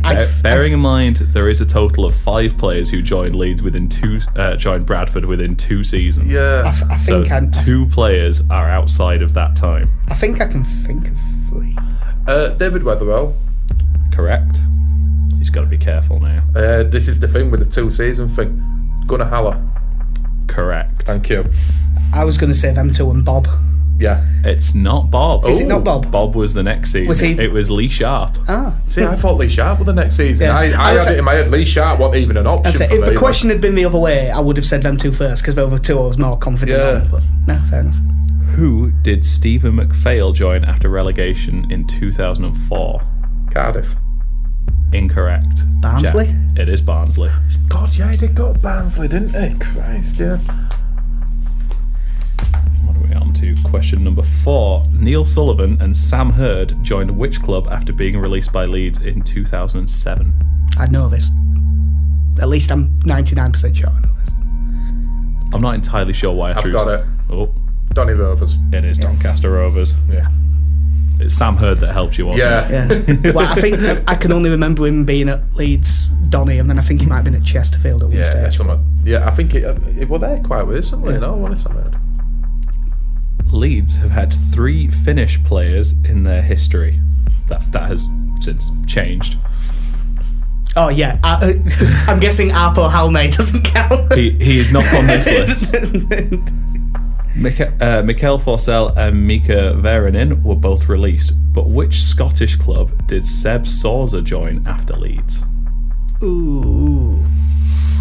I think I know, but I'm not 100%. This is a stabbing dark if I get it right. Dundee. It is not Dundee, Jack. Right. I could be mixing him up with someone else, but was it Hamilton Accies? It was Hamilton Good call. Accies. Yeah. That's a good shout from Rob Shaw. Another tough one here that you'll like this one. Chris Wood moved to Premier League Burnley this season. Fellow countryman Danny Hay was not so lucky. Which current League One team did he join? I'll be honest, mate. I don't know where he went after Leeds. This is very much a pick a League One team. You see, I've got it in my head that he played for Barnsley at some point, but it can't be them. Immediately after Leeds. Yeah. Oldham. It's not Oldham. Just because they were a bigger name at the time and we're in League One now, I'm going to take a shot at Blackburn, but I don't know. It's not Blackburn. It is Walsall. Fuck no, I Yeah. have no idea. We have 4 questions remaining. Names crop up on this list for a second time. Paul Beasley, Richard Jobson and Darren Huckabee were all sold by Leeds to which team? I think did Darren Huckabee go? I'll be honest, mate. I think I might know, Got it. but I'm not sure. Norwich. No, it's not Norwich. Right, I'll level with you. That's what I was going to say. Yeah. Who are it? Beasley, Jobson, Huckabee? Yes. I don't at all remember. I barely remember Richard Jobson. That's quite early for me. I've got this weird thing that I think Huckabee might have been at Forest at one point, so I'm going to say Forest. It's not Forest. Yeah. It's Manchester City. Man City? Yeah. Didn't Jobson and Huckabee play at the same time at Man City? I'm sure they will have done. I don't know if Jobson was still there because Huckabee would have moved in 2001. Wait, 2001? Yeah, I think Jobson. I think so. Jobson's earlier, but I don't even remember him. I barely remember him playing for him, to be honest. Now they've said it, I do, but yeah. During the 96-7 season, Thomas Brolin went out on loan twice. Name one of the 2 clubs he played for. Parma. Parma is correct. The other? Can anyone name the other team? I don't know if it was a loan because it's a bit early for me. Was that the Palace one where he got his bandage knocked off, or was that the next season? That was the next season. This is and I don't know why I've got it in my head. FC Zurich. That is correct. Get in.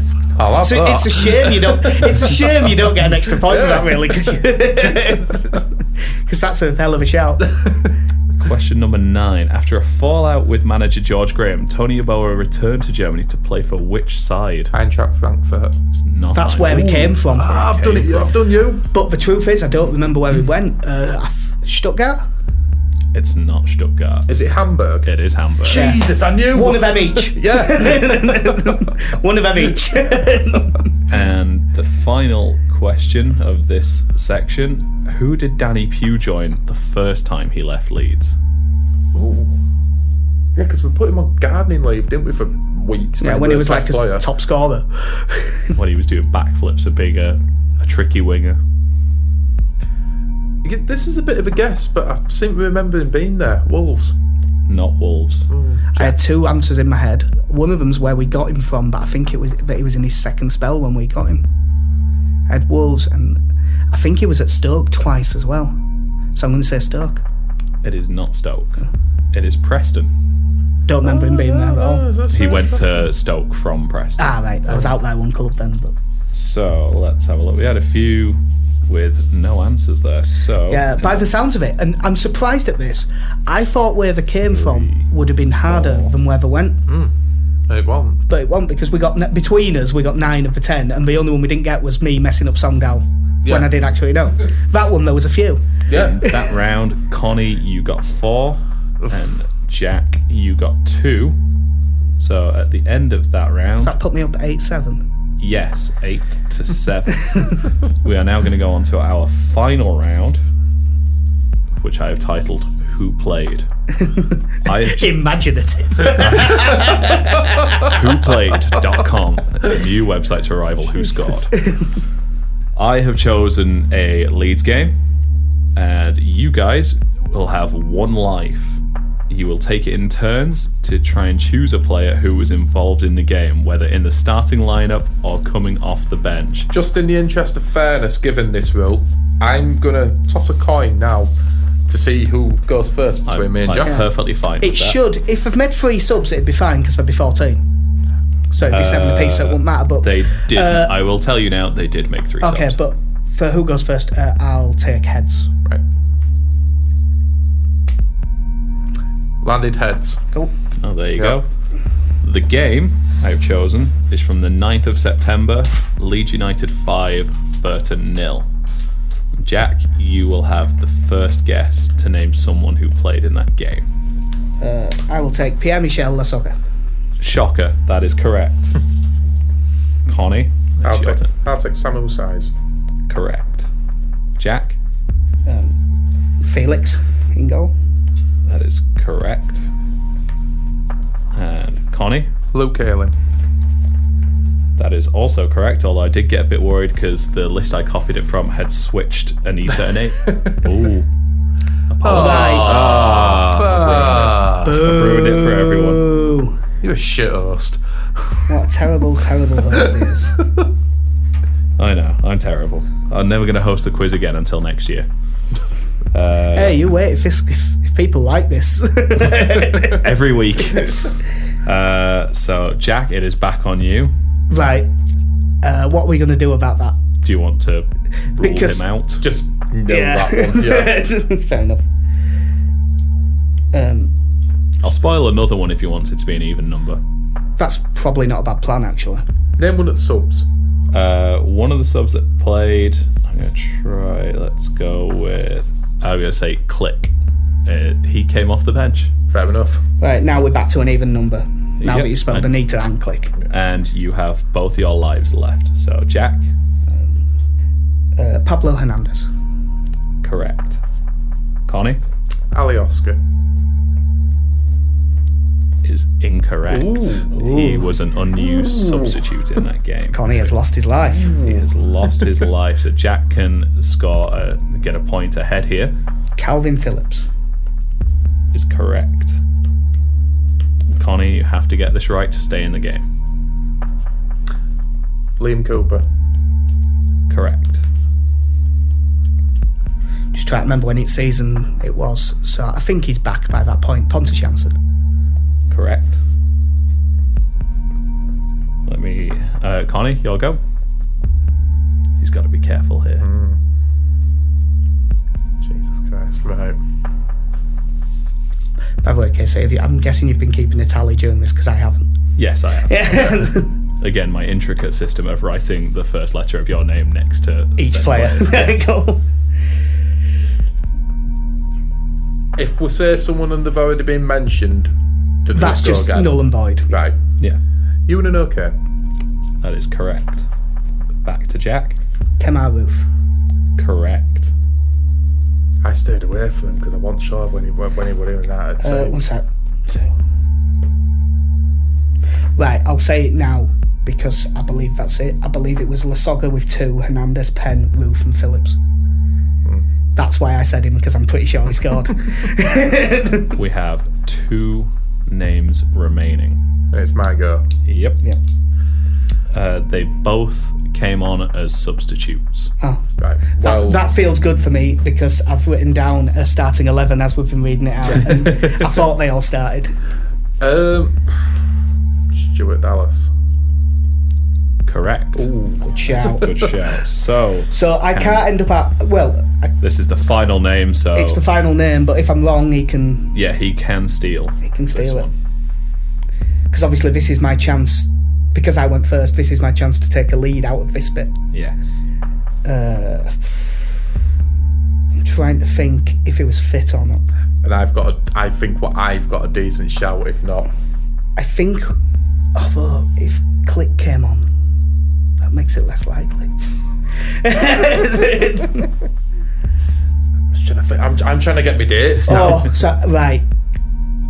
I just had a flash of memory. I think he might have come on really late on. Did Berardi come on late on? Incorrect. Your life is gone. So if Connie gets this wrong, it can still be passed back to Jack as well. Connie? But neither of us have a life now. I'm going to say J. Roy Grott. That is correct. Get in. I think we're level then on that one. Oops. I might have done. Because at first I was thinking Vieira, and then I thought, no, not if Click came on. No. 4, 5, 6 for Jack. Yeah, I think it's 6 apiece and he spoiled 2. 2, 3, 4, 5, 6. It is 6 apiece. So there's one find in all it. my pieces of paper. So that puts Connie onto 13, and that puts Jack onto 14 points. It's close. We will now go through the answers to the first part of the Have you got quiz. one written down for everything now? Do you? Yes, but the one that I wasn't sure about that I have wrote down, I have no confidence in. All right, cool. whatsoever. Well, I have basically, some. you've got... I mean, he'll go through it question by question. You've got until he gives an answer, Yeah. basically. So. Oh, but I can't. My mind's gone blank. Yeah, I just don't put think I'm someone- changing anything now. No. Okay, so question number 1. Charlie Taylor chose not to play for Leeds during the final game of the 2016-17 season. The bastard. Just ad-libbing now. Against which team did he make his final appearance for the club? We'll start with Connie. This was between 2 teams, and I think I might have gone for the wrong one, but I've said Burton Albion away. Jack? I don't think he played in his last home game against Norwich. No, that's what I was thinking. So I've got Burton Albion. Yep. You are both correct. Get it? I was tossing up between the two. I thought, well, we had the draw with Norwich, and then we had the Burton game. I thought, Yeah, I wasn't sure at all though on that no, one. that were pure 50-50 with that. So you both got a point there. I imagine you will probably both get the point for this one. Who was the only Leeds player to start every league game so far this season? Jack? Luke Ayling.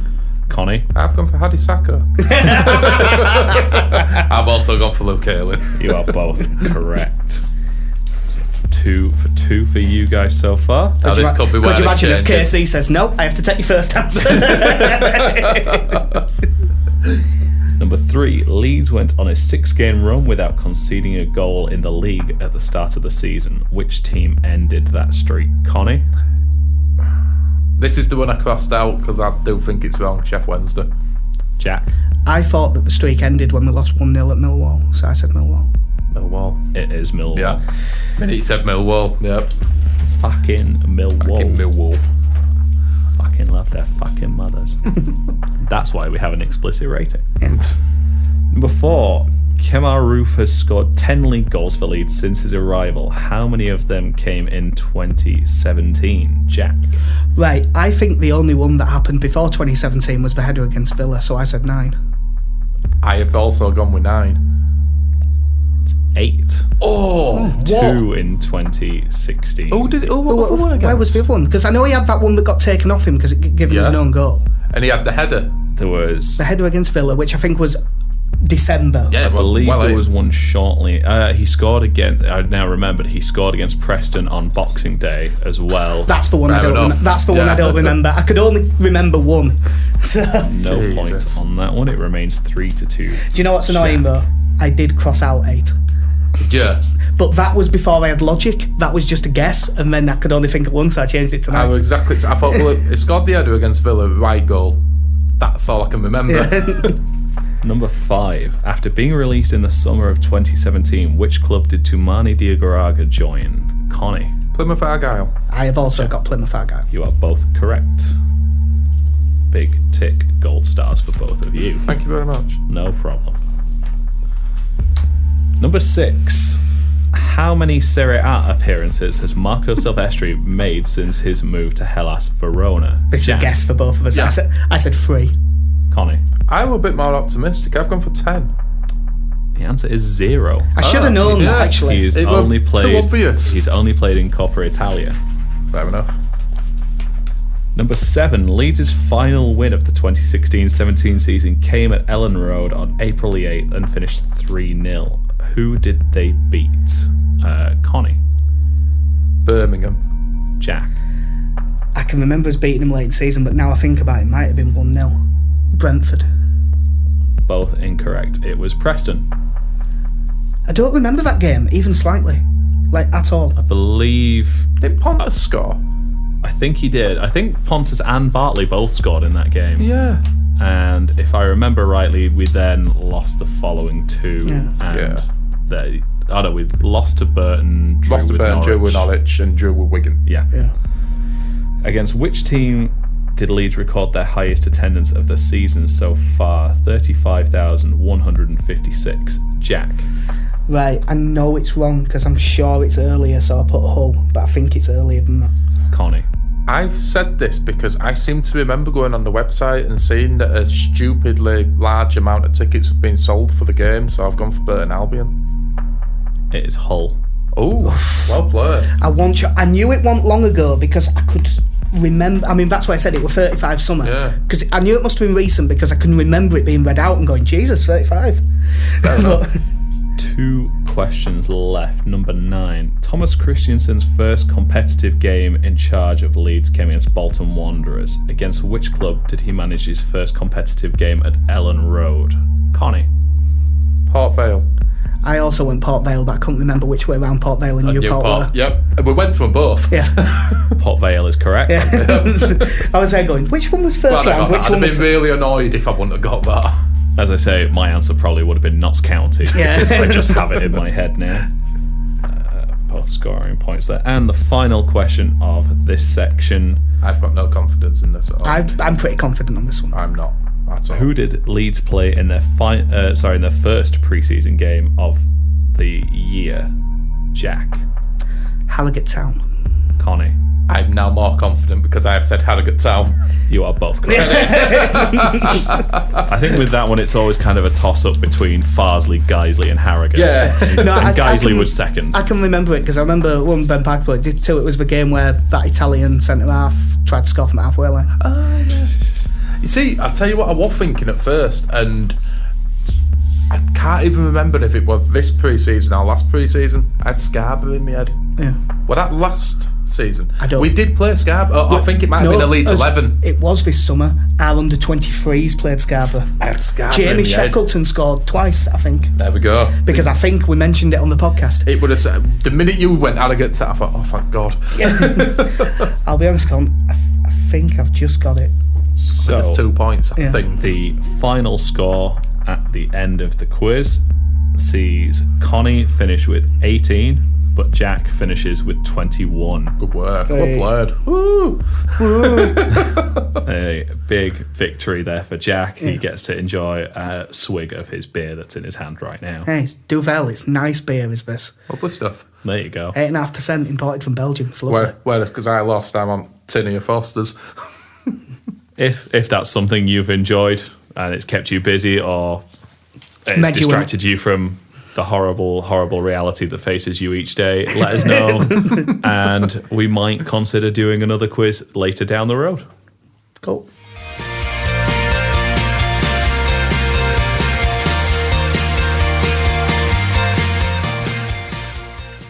Well, to be honest, I don't care about the rest of the podcast now I've beat Connie. I'm just happy. But there's 2 upcoming games to do. The Newport one we'll probably barely even talk about, and Connie needs to get away. We beat them 5-1 earlier in season. Roof hat-trick, Size Vieira in League Cup. Their goal, massive balls up from Rob Green. Yeah, I'd completely forgotten he actually played at the start of the season. Yeah, he played 1 game. It's Newport away. The most interesting thing for us will be what team we play. Yeah. The one bit of the squad I will mention is up front. They appear to have a couple of decent players because they've got that Paddy Hammond. Yeah. Podrick Hammond. He looks decent, and Frank Noble, who looked pretty good. He played well at Ellen Road. He was their best player by a long, long way when we played them in League Cup. But yeah, the main thing for this will be how strong a team we play. I think it'll be a damn sight stronger than the team we played against Sutton last season. It'll still be rotated every position, probably, but it'll be a lot stronger than that. Christensen said in his press conference today that Jack Clark, Oriol Ray and Liam Kitchen may be involved. If you're wondering why I was phrasing Clark as a question earlier in the podcast, it's because I looked that up later. Which, to be honest, with Christensen, probably means that them 3 are the 3 that definitely won't play. Yeah. Will not travel. No, Temeneshkov does lead the line unexpectedly. I think Denton and Wilkes are both cup tied anyway. Yeah. There's an outside chance we'd see Boy, I suppose, if I wanted to line him up alone. I think he will play, to be honest. I think given how badly it went for Leeds, that they might want to hide him as much as possible and just hope that someone takes a chance on him, given he sounds a bit better than he might. We can list Juve and Ajax in his CV. Take him. As he hasn't had a start yet, I'd definitely start Lasogga and see if you can get some confidence in him by hopefully getting him a couple of goals. But yeah, he'll play. Pennington will probably play. Paddy Sacco will be involved. Again, Shaughnessy, get him in at centre back. It might well be Pennington and Shaughnessy. Sacco on wing, yeah, I agree with that. Peacock Farrell, as we've mentioned, if not Lonergan. Yeah, I'd prefer it to be Peacock Farrell if I'm being honest. And again, you just go through the list. We've got Click and Anita who are there. Chibitsky didn't play against Forest, so he may come back in. I'll tell you what, actually, get a look in. This could be a game for Grot, you know. Yeah. I'd play Lasogga. There was actually something today. I can't remember if it was from Adam Poe. Oh, it was in the Yorkshire Evening Post about Grot possibly starting.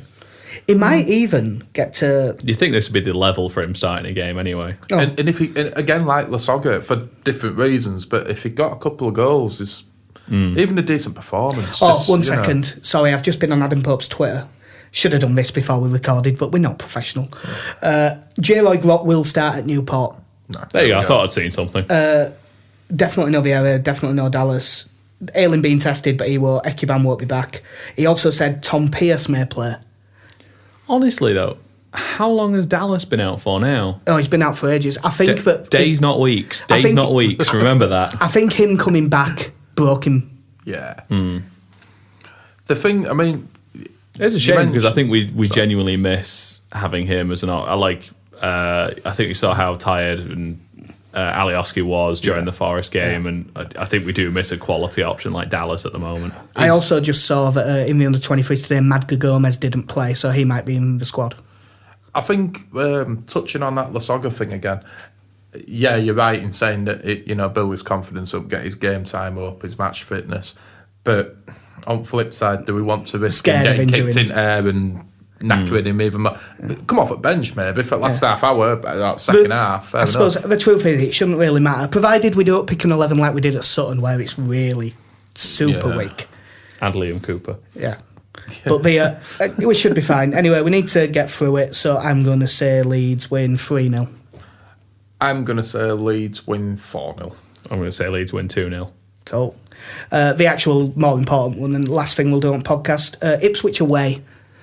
A place where, although we've won there a couple of times, we don't have the best overall record. It's always quite a tough place to go. Picked up a few red cards there as well over the years. Yeah. They're not in great nick. Did you see the game against Fulham?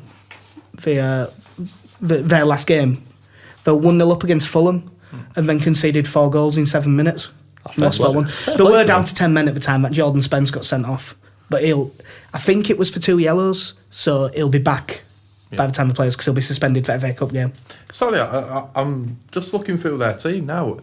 They've got Bartos, goalkeeper. Biakowski, goalkeeper. Well, he scored an own goal at Ellen Road, didn't he? Yeah, he did. It was that Phillips and Lasogga. Yeah. Were the scorers.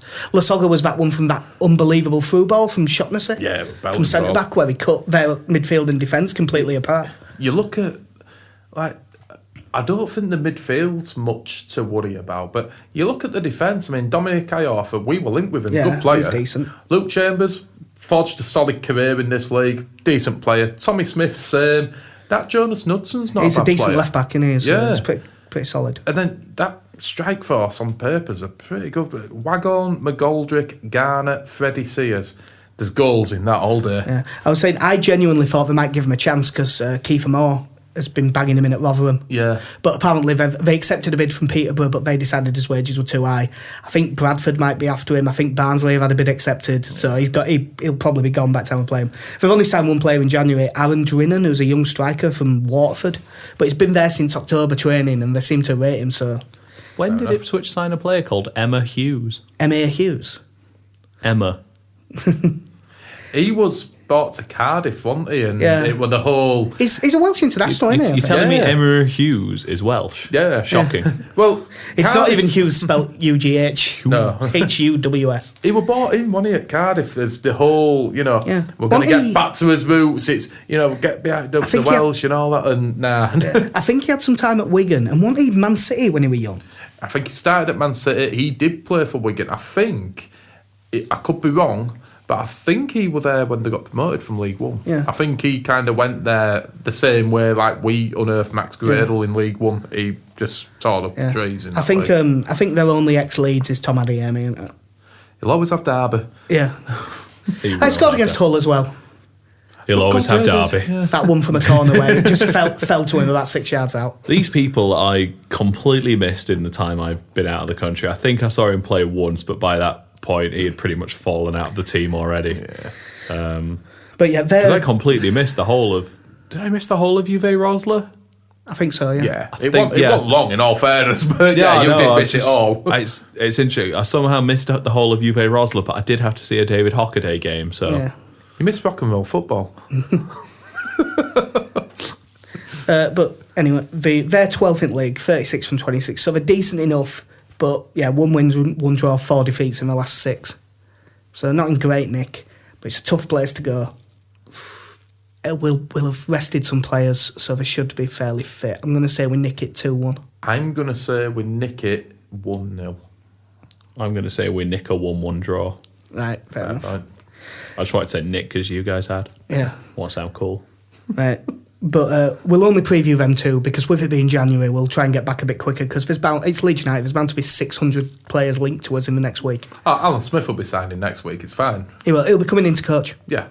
Dom must be well pleased with this news that as the massive football fan that he is, more listening to the football thing. Yeah, more us sitting in his house, and well, more his recording studio than his house. But Cheers, Dom. Appreciated. but yeah, that'll do us for episode 13 at Mighty Whites Podcast. We're at Mighty Whites Pod on Twitter, at mightywhitespodcast.com. The podcast and all the stuff we write goes up on Through It All Together, which is at THRU, it's all LUFC. But there is an email and stuff, but best way to get hold of us is on Twitter. There is a Facebook, but it basically just reposts as Twitter stuff. But thanks very much for listening. Genuinely let us know what you thought of the quiz segment, because if it's something people like, it's maybe something that we'll do more often. Not always with Casey as Quizmaster, we'll rotate around. and see what Often happens. we do like challenging each other, especially Jack, after having come back from work a lot of times with a number of football-based questions. So it is something we kind of enjoy doing. Unfortunately, they're normally not Leeds-based. But. No, but, we can expand. But yeah, thanks very much for listening, and we'll speak to you in probably just over a week. It'll be not long after Ipswich game, I would have thought. Thanks a lot. I've been Jack. Bye. I've been Connie. Happy New Year. Thank you. I've been Connie. I've not been Connie. Fucking hell, mate. Jesus Christ. Okay. KC's apparently had an identity crisis and literally doesn't know who he is anymore. My girlfriend's gone back to America. I don't know what to do. Just to quote, this is why he's not going to host any more quizzes. I think I was going to say my actual name, and then I just got confused looking into Connie's eyes as he said, "See you later." So he's a very dashing man if you haven't seen him. But anyway, enough of this midlife crisis. He's been Jacob, and we'll see you next week. Bye.